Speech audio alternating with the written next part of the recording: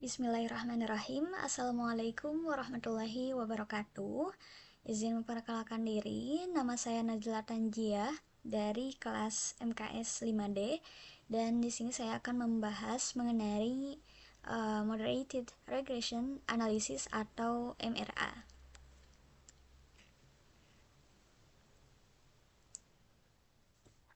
Adapun definisi dari Moderated Regression Analysis atau MRA, yakni adalah teknik analisis dalam ekonometrika yang digunakan untuk menilai apakah pengaruh suatu variabel independen terhadap variabel dependen itu dipengaruhi oleh variabel moderator.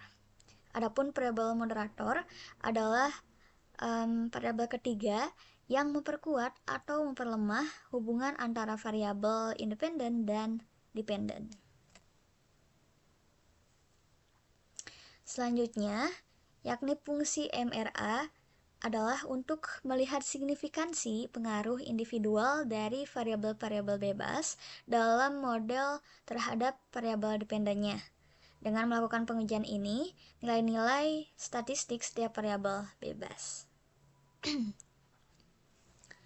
Nah, selanjutnya mengenai variabel dan rumus MRA. Yang pertama, ada beberapa variabel yang ada dalam analisis regresi moderasi ini. Yang pertama, ada variabel dependen yang disimbolkan dengan huruf Y. Yang kedua, variabel independen 1 yang disimbolkan dengan X1. Lalu yang ketiga, variabel independen 2 disimbolkan dengan huruf X2. Lalu yang keempat, variabel untuk melakukan moderasi itu biasanya disimbolkan dengan Z. Lalu yang kelima, variabel interaksi pertama yang disimbolkan dengan X1 kali Z. Lalu yang terakhir, variabel interaksi kedua yang disimbolkan dengan X2 kali Z. Adapun rumus dari persamaan ini yakni sebagai berikut. Y sama dengan alfa ditambah beta 1, X1 ditambah beta 2 X2 ditambah beta 3 X1 X2 ditambah E. Variabel perkalian antara X1 dan X2 disebut juga variabel moderat. Oleh karena itu, hal ini menggambarkan pengaruh moderating variabel X2 terhadap hubungan X1 dan Y. Sedangkan variabel X1 dan X2 merupakan pengaruh langsung dari variabel X1 dan X2 terhadap Y.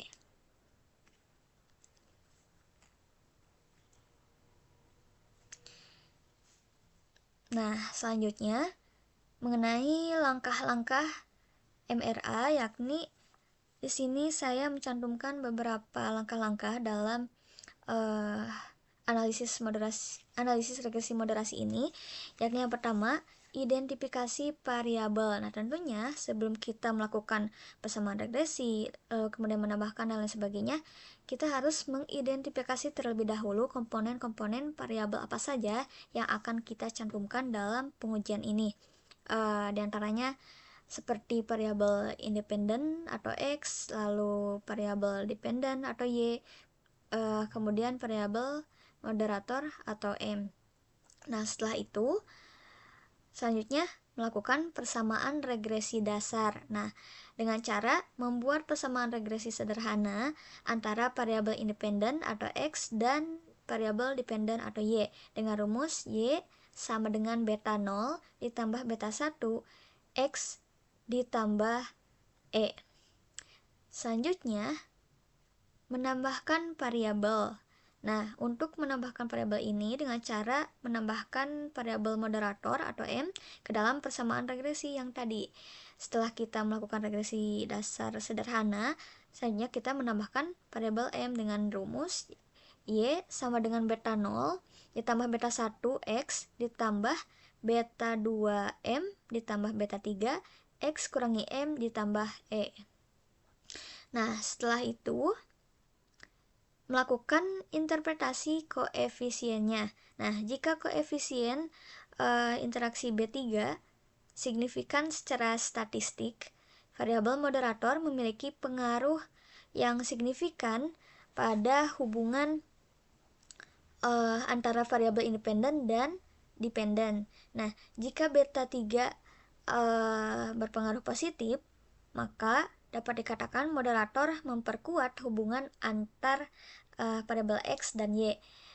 Adapun jika beta 3 berpengaruh negatif, maka dapat dikatakan moderator melemahkan hubungan antara X dan Y. Untuk lebih jelasnya, di sini saya akan mencantumkan langkah-langkah dalam melakukan moderated regression analysis ini, yakni sebagai berikut. Baik, langkah pertama kita masuk ke if use-nya terlebih dahulu. Kemudian setelah itu kita klik yang file ya, yang pojok kiri atas ini. Kemudian klik new, lalu klik work file. Di sini saya mengambil balance panel, frekuensinya annual. Untuk start date ini disesuaikan aja. Kalau saya di sini mengambil data dari 2021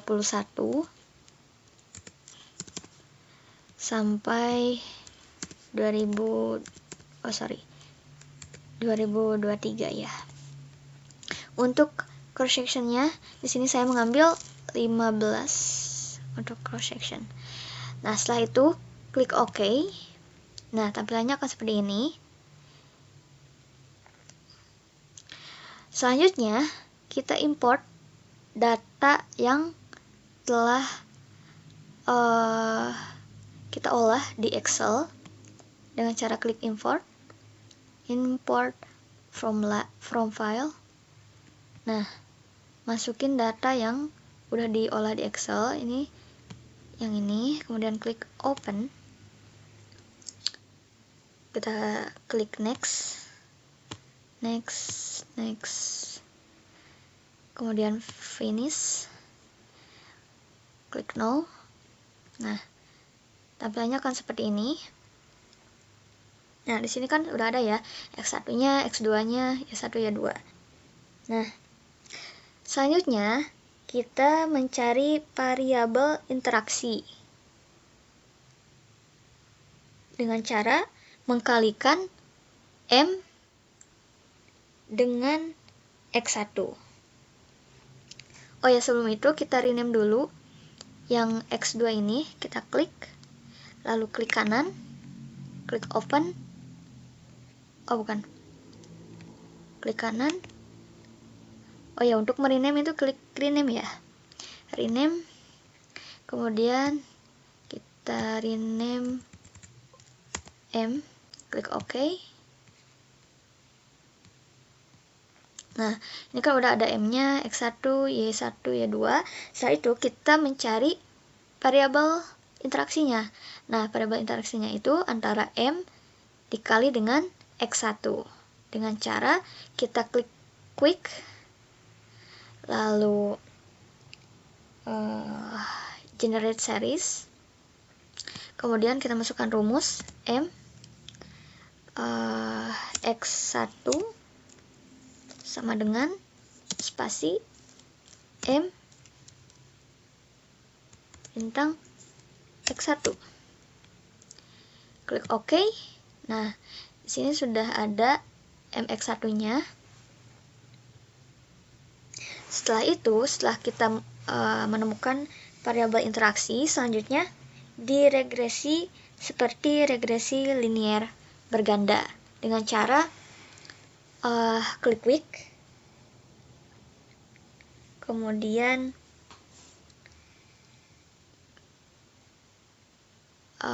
oh ya, sebelum itu klik ini, klik Y1. Dengan cara klik Y1, tekan Ctrl, klik yang ini Y2, kemudian X1, M dan MX1. Nah, setelah kita blok semua data yang ada di sampel berikut. Setelah itu kita klik kanan. Oh ya, ini belum ke blok. Kita blok dulu yang Y1, Y2, kemudian X1, M, dan MX1. Kemudian klik kanan, klik open, lalu pilih as equation. Nah, seperti ini, Y1, Y2, X1, M, MX1C. Lalu kita klik OK. Nah, di sini udah ada data hasil moderated regression analysis. Setelah itu tinggal diinterpretasikan. Nah, dari data yang sudah saya uji ini terdapat variabel Y2 yakni probabilitasnya 0,9550, yakni dapat dikatakan tidak signifikan. Kenapa? Karena si probabilitasnya itu lebih dari 0,05. Jadi untuk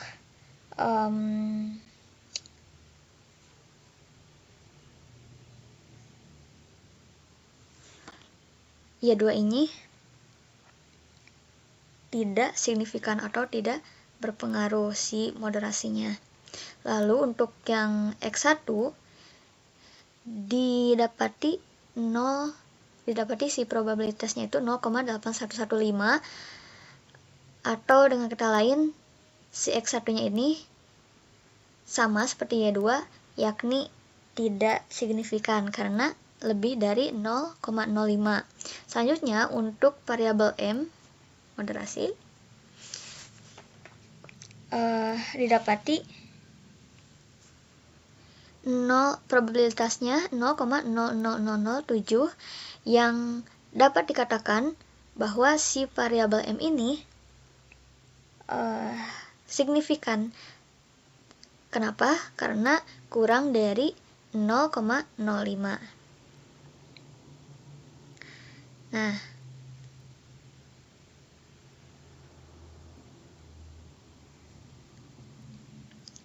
dan dapat dikatakan juga bahwa si moderasi ini berarti sudah berpengaruh positif atau memperkuat hubungan antara X dan Y. Lalu selanjutnya ada variabel MX1 didapati 0,3028, yang artinya si variabel MX1 ini tidak signifikan. Lalu tidak signifikan.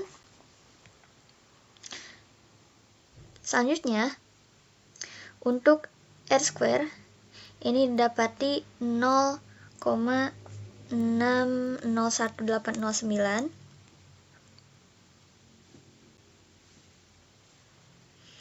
yang artinya, oh ya, sebelum yang ke R2 kita ke uji F dulu yang simultan. Ini yang probabilitas F statistik didapati 0,00000,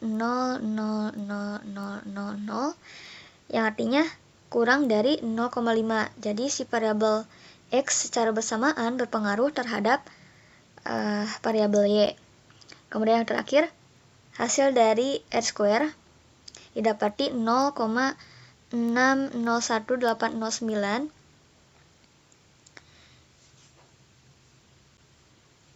Nah, hasil tersebut tinggal kita kalikan dikali 100 ya.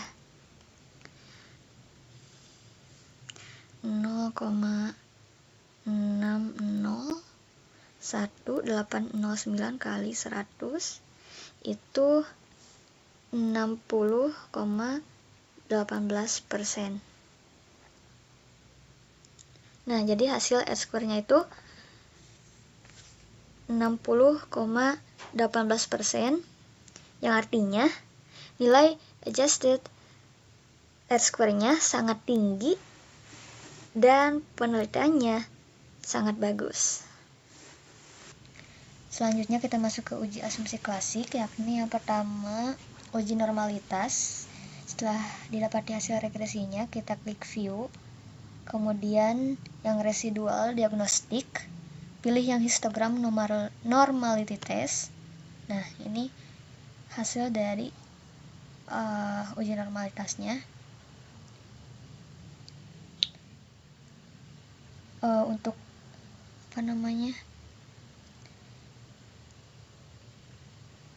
diagramnya itu terdistribusi normal, gambar grafik atau diagramnya.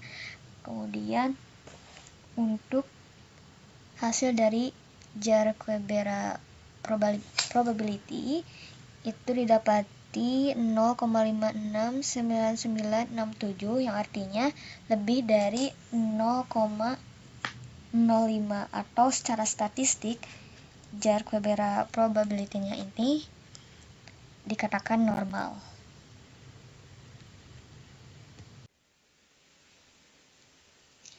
Selanjutnya, untuk uji asumsi klasik, uji multikolinearitas. Di sini kita klik quick, kemudian grup statistik, kemudian pilih correlation. Ini dikarenakan kita mencari hubungan antara X1 dan variabel X1 dengan X2, jadi si variabel dependennya yang bagus, kemudian klik OK. Nah, kemudian didapati hasil berikut ini. Untuk variabel X1 dengan X2 itu didapati 0,217716, yang artinya nilai korelasinya itu kurang dari 0,8, dan si hasilnya tersebut tidak terdeteksi multikolinearitas. Tetapi untuk variabel M atau variabel yang ketiga itu didapati 1,000, yang artinya si variabel tersebut terdeteksi multikolinearitas. Lalu yang kedua untuk X2 dan variabel X2-nya itu didapati 0,789450, yang artinya nilai korelasinya itu normal karena di bawah dari 0,8 dan tidak terdeteksi multikolinearitas. Selanjutnya yakni uji heteroskedastisitas. Nah, ini kita blok, kalau kemudian klik kanan, klik open, lalu as equation, kemudian klik OK. Nah, habis itu kita klik view, kemudian residual diagnostic, dan pilih yang heteroskedasticity. Nah, dapat kita lihat di sini probability-nya 0,00, atau dapat dikatakan bahwa hasilnya tersebut kurang dari 0,05, dan dapat disimpulkan bahwa data tidak lolos uji heteroskedastisitas. Baik, mungkin itu saja yang dapat saya sampaikan. Kurang lebihnya mohon maaf. Wassalamualaikum warahmatullahi wabarakatuh.